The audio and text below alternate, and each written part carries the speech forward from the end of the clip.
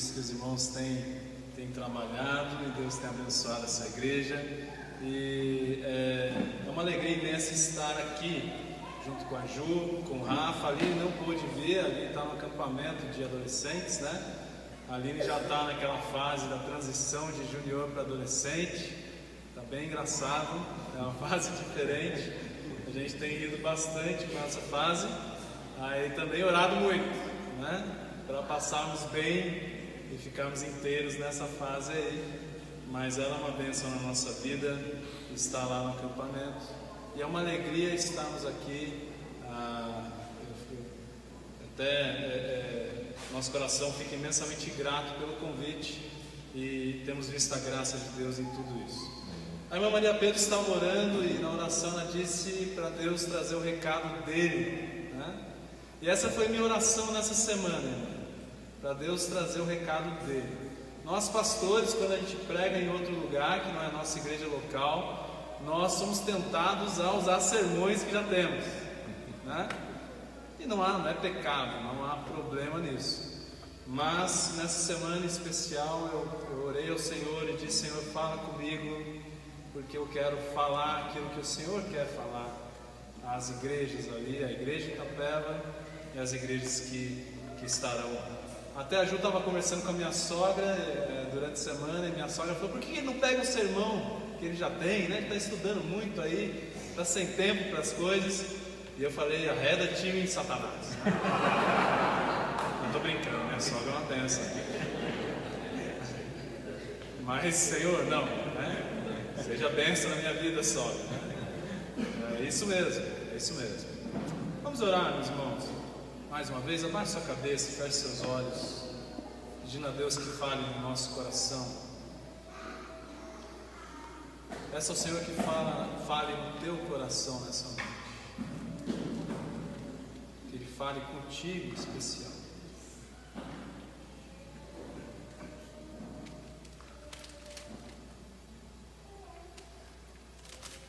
Senhor, estamos aqui para ouvir a Tua voz, através da Tua palavra. Fazemos isso com temor diante do Senhor e também desejosos de aplicar aquilo que iremos aprender dessa noite.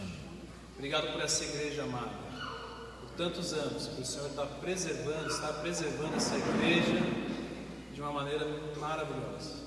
Eu peço ao Senhor que fale conosco, na Tua graça, no nome de Jesus que oramos. Amém. Abram suas Bíblias lá em Atos capítulo 9, versículo 31, que vai ser o nosso verso base para hoje e para amanhã. Atos 9, 31.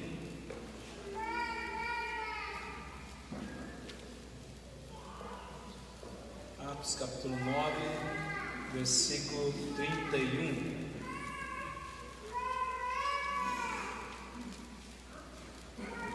Olha o que diz esse versículo.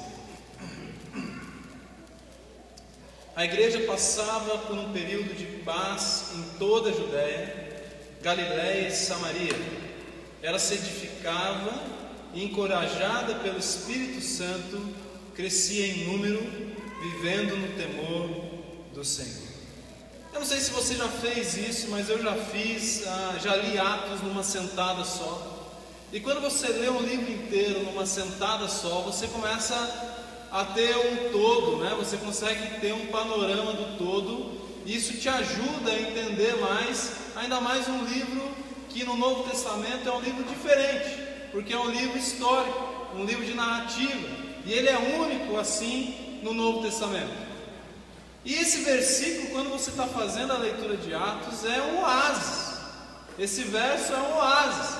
Imagine você perdido no deserto, caminhando no deserto, ou sofrendo no deserto, passando fome, passando calor, passando frio, e você está com sede, e você tem várias necessidades, e você está dias ali caminhando no deserto, mas de repente você olha e vê à sua frente água, você vê um lugar gostoso, você vê árvores, você vê, enfim, tem sombra, tem água fresca, tem tudo que você queria naquele momento.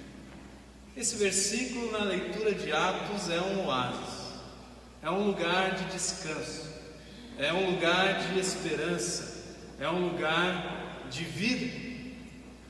Vamos pensar um pouquinho aqui com a gente, né? Falar de um período de paz na igreja, que é o que está falando nesse texto, desse período de paz, é um negócio muito louco. Falar de período de paz na igreja é um negócio muito louco. Por quê? E eu quero antes abrir um parênteses. Pense em igreja, nós temos várias igrejas locais aqui, mas somos igreja como corpo de Cristo.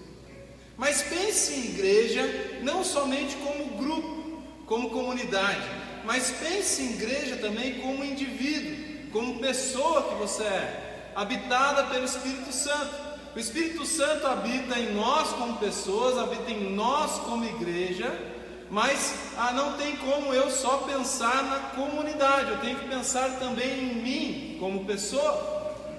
E eu quero te desafiar, enquanto a gente conversa aqui, a fazer esse exercício. Espera aí, eu não quero pensar só em igreja como comunidade, mas quero pensar também na minha pessoa como igreja. Faz esse exercício, tá? Enquanto a gente conversa aqui, né? Porque a comunidade, o grupo, é um lugar onde a gente se esconde. Já perceberam isso? Por que adolescente gosta de tribo, de grupos, né? Porque são lugares que eles se identificam, lugares onde tem pessoas que têm os mesmos gostos que eles, mas também é um lugar onde eles se escondem, né? E às vezes a gente age assim com a igreja. A gente fica pensando só em grupo, em comunidade, e a gente fica meio escondidão lá no grupo. Então eu quero que você pense agora como indivíduo também. Mas falar de um período de paz na igreja, pensando como indivíduo também, período de paz, é um negócio muito louco. Por quê? Primeiro, porque a igreja constantemente se encontra em conflitos internos, constantemente, alternando entre períodos de paz e de guerra. Onde tem gente, tem o quê? Tem pecado. Onde tem pecado, tem o quê? Tem gente também. Mas não tem pecado, tem problema. Tem confusão, tem gente, tem pecado, tem problema, tem confusão. Vamos dar uma olhada, pensar só na história, lembrando um pouquinho em Atos 5. Atos 5, nós temos a história de Ananias e Safira. Vamos só relembrar para a gente não precisar ficar lendo todo o texto. O que acontece ali, meus irmãos? O que Ananias e Safira fazem? Qual que é a história aí? Eles mentem para o Espírito Santo, eles tentam mentir, né? Eles tentam enganar, eles agem como hipócritas dentro da igreja. Pessoas estão vindo, vendendo suas propriedades, entregando aos pés dos apóstolos, entregando ali para que outras pessoas necessitadas pudessem ser ajudadas. E Ananias e Safira vendem uma propriedade, combinam entre si e falam: vamos dar esse valor que não é o total, mas vamos fazer de conta que é o total, então a gente vai ser honrado. Hipocrisia, teatro, vamos fazer de conta, máscara. Interessante isso, problema interno da igreja de Atos. E é interessante que, olhando para o contexto, dá uma olhada lá, abre em capítulo 4, versículo 32, o contexto dessa situação, dá uma olhada comigo lá, 4, 32 a 37, olha que bonito esse trecho. Da multidão dos que creram, um era a mente e um coração, ninguém considerava unicamente sua coisa alguma que possuísse, mas compartilhavam tudo o que tinham.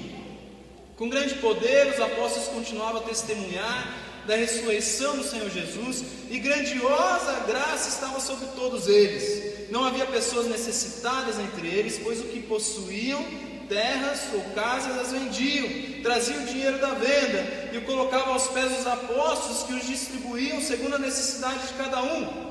José, um levita de Chipre, a quem os apóstolos deram o nome de Barnabé, que significa encorajador, vendeu um campo que possuía, trouxe o dinheiro e o colocou aos pés dos apóstolos. O contexto aqui de Ananias e Safira é uma igreja linda, uma igreja linda, uma igreja perfeita, uma igreja amorosa, uma igreja dadivosa, uma igreja graciosa. Olha que lindo isso aqui, gente. Quem não quer uma igreja dessa aqui? não quer uma igreja de Atos 4:32? Ou quem não quer ser igreja de Atos 4:32 e seguinte? Quem não quer ser uma pessoa assim? Quantos de nós nos pegamos pensando e avaliando a própria vida e pensando quanto somos egoístas? E precisamos aprender isso aqui. Tudo lindo, mas aí vem Ananias e Safira. A igreja constantemente se encontra em conflitos internos. Então falar de paz, de um período de paz, na igreja é um negócio muito louco. Há conflitos internos. Agora, há conflitos também externos, e a igreja periodicamente se encontra em conflitos externos. A igreja nem sempre vai agradar os de fora, nem sempre, esse não é o propósito da igreja. Vamos dar uma olhada numa situação aqui em Atos, ainda capítulo 5, versículos 12 em diante. Dá uma olhadinha o que acontece aí. Atos 5, verso 12. Os apóstolos realizavam muitos sinais e maravilhas entre o povo. Todos os que creram costumavam reunir-se no pórtico de Salomão. Dos demais, ninguém ousava juntar-se a eles, embora o povo estivesse em alto conceito. Em número cada vez maior, homens e mulheres criam no Senhor e lhes eram acrescentados. Os apóstolos faziam muitos sinais e maravilhas, milagres entre o povo. Deus estava usando a vida dos apóstolos de uma maneira maravilhosa. Eles se encontravam ali no pórtico de Salomão. Interessante o versículo 13, que por causa da situação de Ananias e Safira, alguns olhavam de longe e falavam: peraí, eu não posso entrar nesse negócio se eu for hipócrita. Porque é isso que está falando aí. Dos demais ninguém ousava juntar-se a eles. Tinha gente com medo aqui da igreja. Tinha gente que pensava: peraí, se Ananias e Safira morreram, eu não vou brincar com esse negócio aí não. Não vou brincar de roupinha de crente no final de semana não. Porque o negócio lá é sério.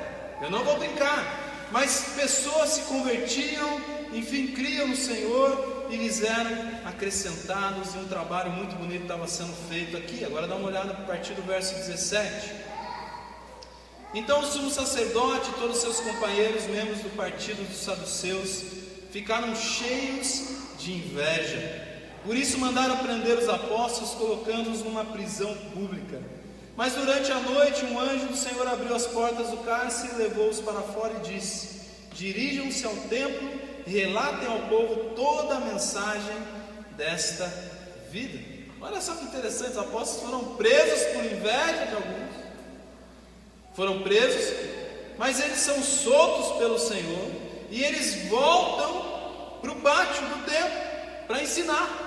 Espera aí, nos prenderam, mas a gente vai voltar para fazer o que a gente estava fazendo, ensinar o povo. E eles voltam para lá. E aí o Sinédrio é convocado para julgá-los. E quando chega todo mundo, cadê eles? E eles vão estar tudo trancadinho, bonitinho na prisão. Eles entram lá dentro e não tem ninguém. Onde eles estão? Daí chega alguém e fala: olha, eles estão lá no pátio de novo, pregando o Evangelho. E aqui aparece Gamaliel, um grande mestre de Paulo, inclusive de Saulo de Tarso, que aprendeu tudo que aprendeu aos pés de Gamaliel. E Gamaliel dá uma palavra um pouco mais sábia aqui na história. Olha, gente, vamos pensar direito. Vocês estão indo com muita vontade, querendo já aprender, matar. Não é assim que nós vamos fazer com eles. Vamos ver o que vai acontecer, se o que eles falam é verdade ou não. Se não for verdade, isso tudo vai morrer. Se for verdadeiro, isso vai permanecer. É isso que Gamaliel fala aqui para esses mestres da lei. Mas o que me chama a atenção vem um pouquinho depois, os versículos 40 a 42. Dá uma olhada aí do capítulo 5. Eles foram convencidos pelo discurso de Gamaliel. Chamaram os apóstolos e mandaram açoitá-los. Depois ordenaram-lhes que não falassem no nome de Jesus e os deixaram sair em liberdade. Os apóstolos saíram do Sinédrio alegres por terem sido considerados dignos de serem humilhados por causa do nome. Todos os dias no templo e de casa em casa não deixavam de ensinar e proclamar que Jesus é o Cristo. Olha que interessante isso aqui. Há conflitos externos, mas esses conflitos externos não atrapalham a obra do Senhor. Pelo contrário, motiva ainda mais, tanto que os apóstolos saíram felizes, saíram alegres por terem sido considerados dignos de serem humilhados por causa de Jesus. A humilhação aí fora não é ruim, meus irmãos. E eu quero que os irmãos já comecem a perceber também algo interessante, porque eles saíram e todos os dias, eles de casa em casa, no templo, não deixavam de ensinar e proclamar que Jesus é o Cristo. Agora, voltando lá para o nosso papo do início, períodos de paz, períodos de conflito. Um período de paz é um negócio muito louco para a igreja. Existe o período de paz, mas em Atos nós podemos perceber que os períodos de paz na igreja, aqui na igreja primitiva, eram curtos e pontuais. Os períodos de paz na igreja primitiva eram curtos e pontuais. Atos 9:31, que foi o texto que nós lemos no começo, nos mostra que eram reais, mas não eram muito duradouros. Mas eu pergunto para você, e nós? E nós? Pensa de novo, conflitos internos, não só como grupo, mas como indivíduos, conflitos externos, não só como grupo, quando a gente sai para evangelizar ou faz alguma coisa em grupo, mas eu lá fora brilhando a luz de Jesus, vou enfrentar conflitos. Mas qual é o propósito nisso tudo? Qual é o propósito de Deus para a igreja nos períodos de paz? Qual é o propósito de Deus para a igreja nos períodos conflituosos? Qual é o propósito de Deus? Eu preciso fazer essa leitura à luz de Atos. E eu quero abrir um outro parênteses aqui, meus irmãos. Ao ler Atos, ao estudar um pouco mais de Atos, sabendo que Lucas foi quem escreveu Atos, o Evangelho de Lucas e Atos são a mesma obra, então há uma continuidade de pensamento, de ideia, de intenções, e Lucas, como historiador, nós percebemos que ele tem uma intenção aqui. E geralmente o que a gente faz quando vai para Atos? Nós pensamos em tirar o modelo da igreja. Esse é o modelo de igreja perfeita, é esse modelo que eu vou implantar na minha igreja local. Mas se você for um pouquinho mais honesto com Lucas e com o estudo de Atos, você vai perceber que essa não era muito a intenção de Lucas. Tanto que ele passa por cima de várias coisas da organização da igreja. Acontece algumas coisas organizacionais da igreja em Atos, mas de maneira bem rápida, sem muito detalhes. Então parece-me que essa não era muito a intenção de Lucas. Distraímos modelos para nós e pegar aquilo lá e falar, está aqui certinho. Olha o modelo, que bonitinho, que beleza. Não. Lucas tem a intenção sim de mostrar o avanço do Evangelho. O Evangelho saindo de Jerusalém, Judéia, Samaria, até os confins da terra. Tanto que quando Atos chega, na história narrativa, chegamos em Roma, acaba o livro. Há uma intenção de mostrar esse movimento do Evangelho, do avanço do Evangelho. E por que eu estou dizendo isso?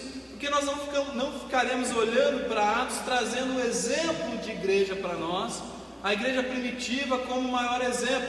Há muitas coisas interessantes e importantes, mas muitas coisas também mudaram na nossa época, que não são iguais àquela época, dentro de um contexto específico que não é o nosso contexto. Nós estamos no Brasil, e no caso mais especificamente aqui Itapeva e região, que é uma região lindíssima, mas uma região difícil para o Evangelho, e nós precisamos fazer essa leitura. Agora, a intenção aqui é o quê? Perceber na história da igreja em Atos, da igreja primitiva, qual o propósito de Deus para esses períodos. E é isso que eu quero tirar com vocês. Fica tranquilo, não foi só a introdução tudo isso não, tá? Já estou caminhando aqui do meio para o final, senão o pessoal vai falar que introdução enorme, né? Mas vamos hoje, porque amanhã nós vamos falar do período melhor, que é o período de paz. Mas hoje nós vamos pensar um pouquinho nesse final da igreja instável em Atos. A igreja instável em Atos. E eu quero já declarar uma coisa: a instabilidade é uma bênção. Quem gosta de se sentir instável aqui? Mulheres, por favor, tem instabilidade? Não? Homens são estáveis? Não? Tem homem estável aqui? Não? Instável? Instável? Alguém instável? Aqui todo mundo é super estável. Aí tá beleza, tá maravilhoso. Eu não sei vocês, eu sou muito instável como pessoa, como indivíduo. E há muita instabilidade ao meu redor. Às vezes há aparente estabilidade, mas essa aparente estabilidade logo se vai. E Deus fala: não, não é assim que funciona. Você precisa, meu filho, da instabilidade. E eu vou dizer para vocês: a instabilidade é uma bênção. Por quê? Porque ela promove em nós várias coisas. Na vida espiritual, por exemplo, o que ela promove em nós? A instabilidade. Me ajuda aí.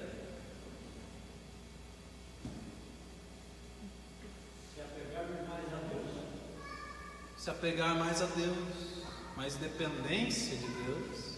O que mais? O estável se acomoda, o instável não se acomoda. Interessante.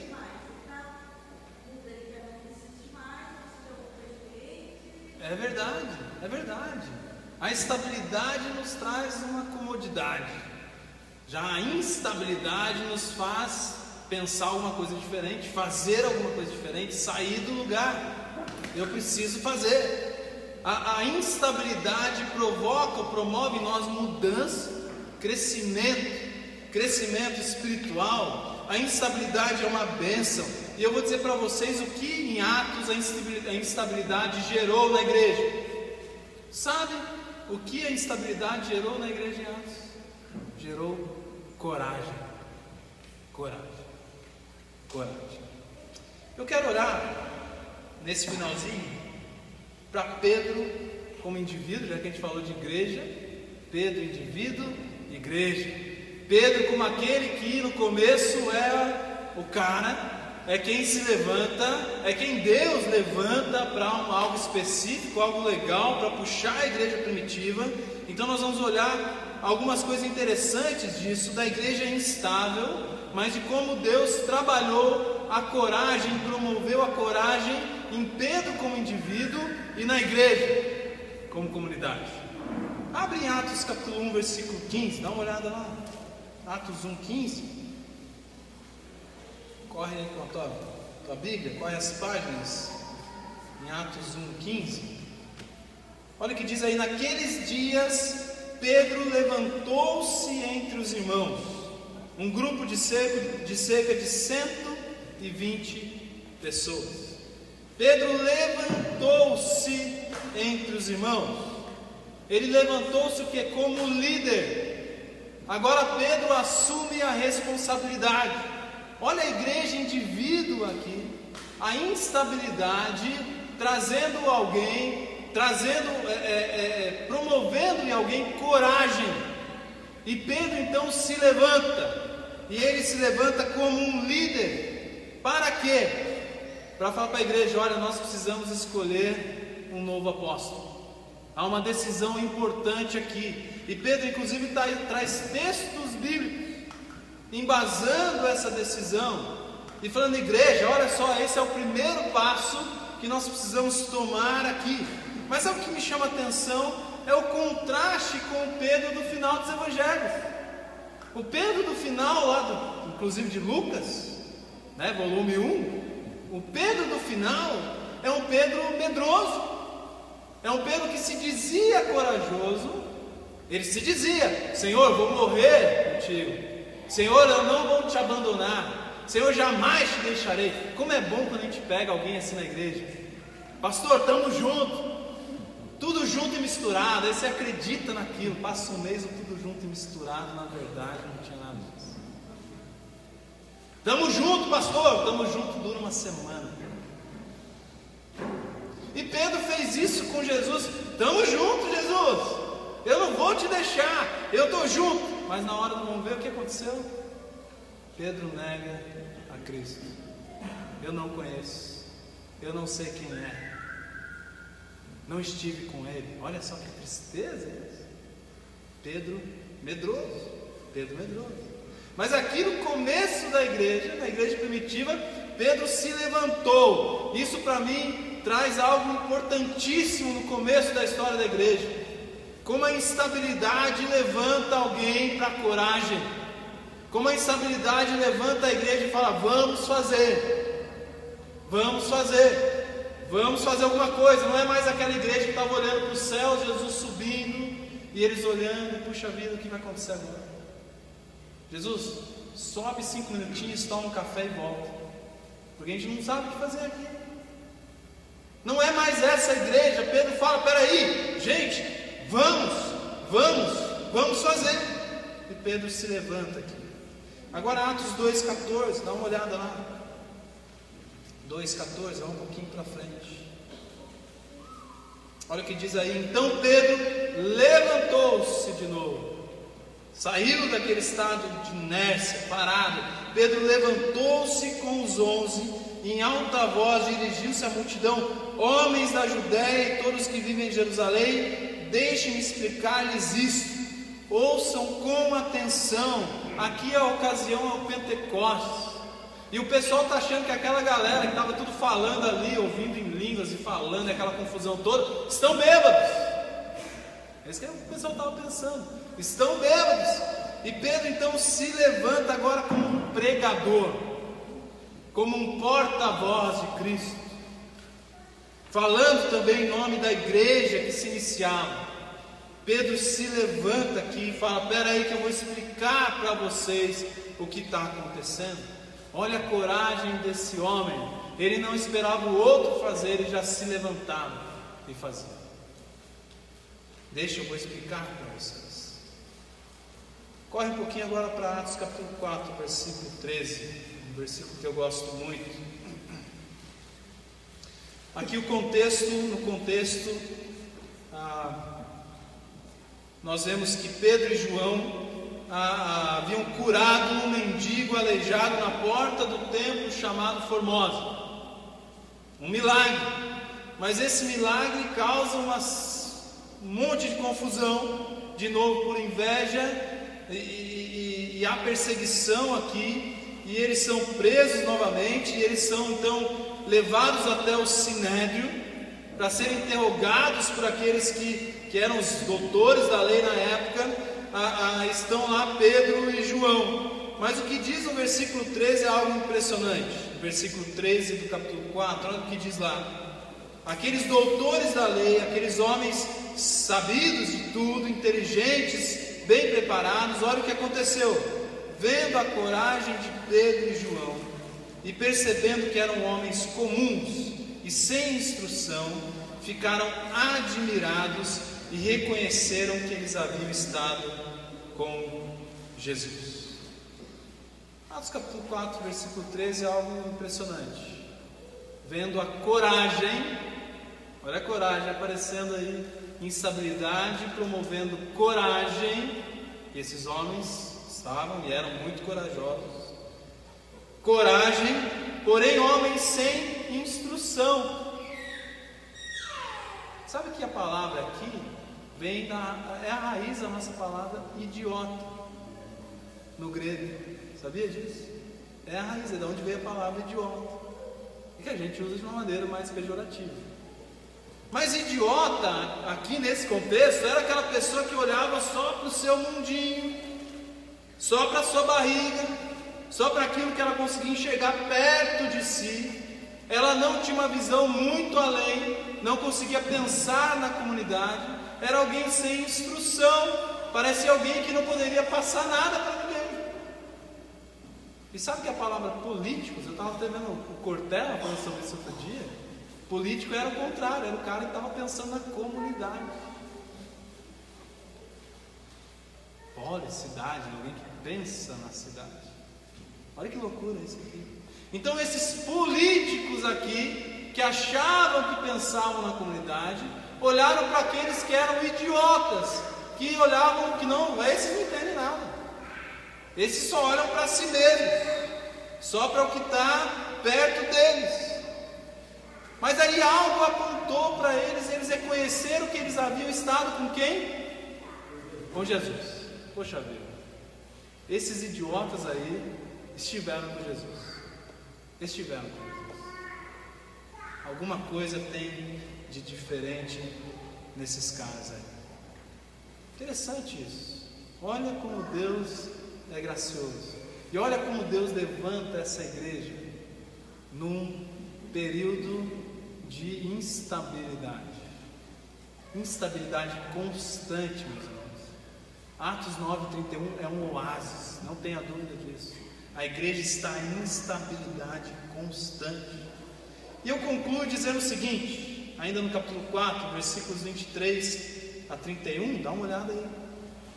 A oração dos primeiros cristãos. 4, de 23 a 31. Quando foram soltos, Pedro e João voltaram para os seus companheiros e contaram tudo que os chefes dos sacerdotes e os líderes religiosos lhes tinham dito. Ouvindo isso, levantaram juntos a voz a Deus, dizendo: ó soberano, tu fizeste os céus, a terra, o mar e tudo que neles há. Tu falaste pelo Espírito Santo, por boca do teu servo, nosso pai Davi. Porque se enfurecem as nações e os povos conspiram em vão, os reis da terra se levantam, os governantes se unem contra o Senhor e contra o seu ungido. De fato, Herodes e Pôncio Pilatos reuniram-se com os gentios e com o povo de Israel nessa cidade, para conspirar contra o teu santo servo Jesus, a quem ungiste. Fizeram que o teu poder e a tua vontade haviam decidido de antemão que acontecesse. Agora, Senhor, olha que interessante essa parte da oração. Agora, Senhor, considera as ameaças deles e capacita os teus servos para anunciarem a tua palavra corajosamente. Estende a tua mão para curar e realizar sinais e maravilhas por meio do nome do teu santo servo Jesus. Depois de orarem, tremeu o lugar em que estavam reunidos. Todos ficaram cheios do Espírito Santo e anunciavam corajosamente a palavra de Deus.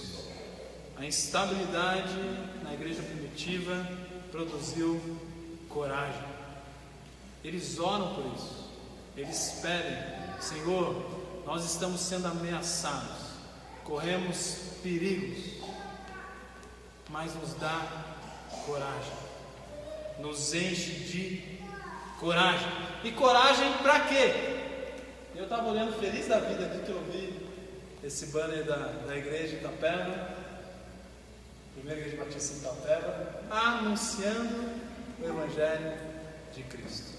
Coragem para quê? Para anunciar o Evangelho de Cristo, para anunciar a palavra. E como era este anúncio em Atos? Como era este anúncio em Atos? Pregavam a palavra. Interessante que a vida da igreja se confundia com a vida da sociedade. A igreja se unia nas casas, se uniam no pátio do templo, enfim, mas era uma vida ali que se misturava com a sociedade.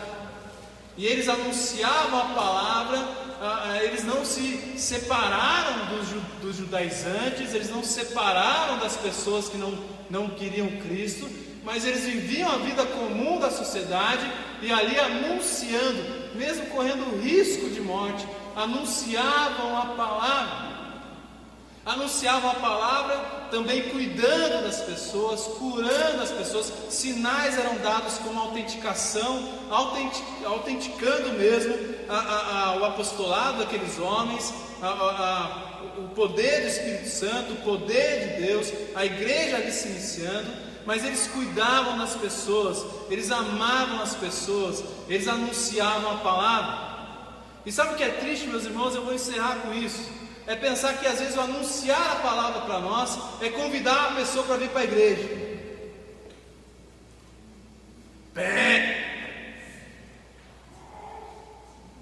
Quando chega alguém para mim e fala: convidei pastor fulano para vir para a igreja, eu falo: meu querido, que besteira que você fez. Faz isso não. Convida para comer uma pizza na tua casa. Convida para tomar um sorvete lá na esquina. conviva com ele, com ela, testemunhe do Senhor Jesus. Não terceirize aquilo que Deus te deu por tarefa, por missão. É muito fácil terceirizar. Como a gente gosta de terceirizar as coisas, na verdade? Inclusive o anúncio do Evangelho. Deixa que o pastor faça. Deixa que o irmão fulano de tal faça, o evangelista da igreja. O irmão, vamos lá, né? Para você falar de Jesus para fulano. Já passou da época, meus queridos, que eu achava até bonitinho isso. Hoje eu já me dá um troço. Não é assim que funciona. Nós precisamos pedir a Deus que na instabilidade Ele nos dê coragem para anunciar o Evangelho, para anunciar a palavra. Você tem medo? Você tem medo? Também tenho. Você tem seus receios? Também tenho os meus. Mas é gratificante demais. E que essa instabilidade, por isso que eu falei indivíduo e comunidade, essa instabilidade que eu tenho primeiro como indivíduo, os meus receios, os meus medos, as minhas lutas, os meus pecados, as minhas falhas. Senhor, derrama a tua graça para que eu anuncie a tua palavra. E a gente começa depois a pensar como igreja, e também como igreja, sim. E sabe o que é muito doido isso aqui em Atos? Porque eu pensava isso até há pouco tempo. Momentos de instabilidade, parece que é para a gente pensar para dentro, mas na verdade parece que em Atos, a igreja, Deus fez que a igreja, no momento de instabilidade, pensasse para fora. E eu acho muito louco isso aqui, porque, como assim, Deus? A gente precisa tratar algumas coisas aqui, a gente precisa resolver, a gente precisa ajeitar. A gente já estava conversando até com o Messias um pouco antes, a gente falando sobre isso, que é o meu pensamento. Mas a impressão que eu tenho olhar para Atos é, não, peraí, como é assim? Gente, vocês acham que vocês vão ajeitar esse negócio aí? Eu estou ajeitando isso. Eu estou ajeitando. No sacrifício do meu filho, no sangue precioso dele derramado na cruz. Então, gente, vamos anunciar no dia a dia, no seu trabalho. Eu fico pensando que o anunciar o Evangelho, a palavra, é até a maneira como eu chego no meu trabalho. Estou falando de roupa não. Estou falando de roupa não. Estou falando de postura, de alegria, de um olhar legal, de um sorriso fácil no rosto, de um aperto de mão, um abraço. Sabe assim? A gente anuncia, a gente mostra Cristo, a gente evidencia Jesus Cristo em nós. A maneira como eu faço o meu trabalho com excelência, com honestidade. Hoje em dia está tão complicado, né? Quem trabalha em empresas, aí um puxando o tapete do outro, mas você sendo honesto, seu patrão pedindo para você mentir, você fala, não, eu não minto. Eu vou te mandar embora, então manda embora porque eu não vou mentir. Dando testemunho nas coisas pequenas, que parecem pequenas, a gente está anunciando Cristo. E aí Ele vai nos dar oportunidades para falarmos claramente a respeito dele. Quantos de nós falamos pra caramba quando a gente fala de time de futebol, e Corinthians, graças a Deus, é um timão, né? Tá ruim, não é época boa falar bem do Corinthians, mas a gente fala bastante de futebol, a gente fala muito de política. Nossa, o Facebook é uma coisa agora que é só política. Não tem problema, não é pecado falar disso. Mas ficamos mudos quando é para falar do Senhor Jesus. O que acontece? Precisamos dessa coragem. Que a instabilidade promova em nós, como igreja do Senhor Jesus, coragem. Irmãos pastores aqui, eu conheço e sei muito bem. Conheço vocês, a maioria pelo menos, e sei as lutas que vocês passam. E sei as crises que nós passamos como pastores, crises profundas, internas, indagações, perguntas não respondidas. A gente chora diante de Deus dia e noite. Mas eu oro a Deus que continue dando coragem para vocês. Quando eu falo em outras regiões, eu falo dessa região de São Paulo, eu falo, os pastores que estão lá são guerreiros. São guerreiros. Deus os colocou lá. Deus colocou vocês aqui. Igreja, a gente desanima várias vezes. Se olhamos para pessoas, então vamos animar com certeza. Há lutas, há pecados, há situações difíceis, há lutas fora, há lutas dentro, e a gente quer desanimar. Mas não, precisamos orar. Deus nos dá coragem para anunciar a Tua palavra. Nos dá coragem. Baixe sua cabeça, feche seus olhos. Tem um momento teu de reflexão.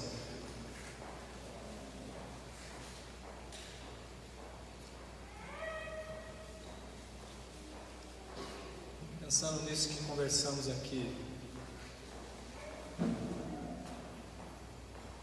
coloque a tua vida como indivíduo nas mãos do Senhor. Clame a Ele agora por coragem para anunciar a palavra dEle.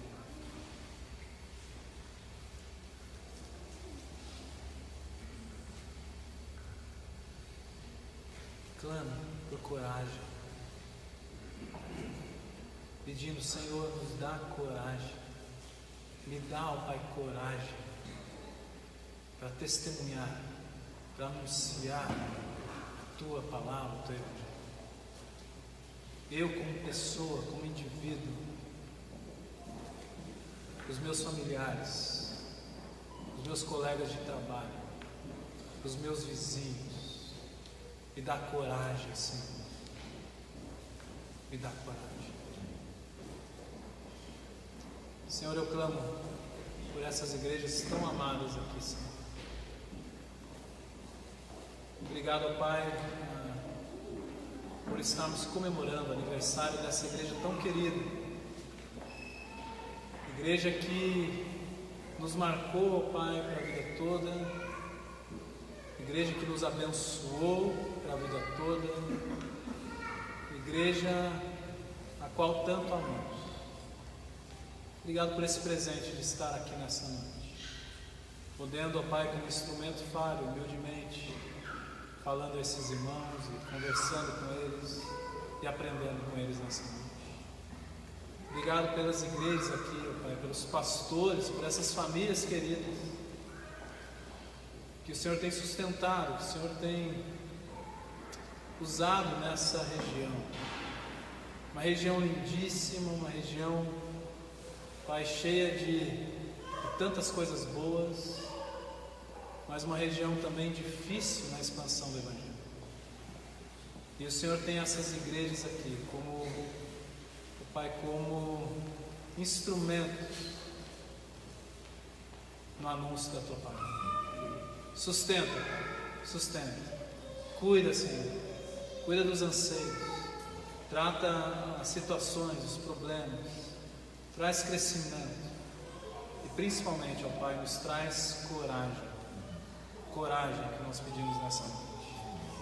Que saiamos dessa noite aqui, desse lugar, com o coração, ó Pai, reabastecido pelo Senhor e com coragem. Ouvimos a Tua voz falando no nosso coração: ser valente, ser valente. Que sejamos homens e mulheres corajosos, corajosas no Senhor, para a Tua glória. No nome de Jesus que oramos. Amém.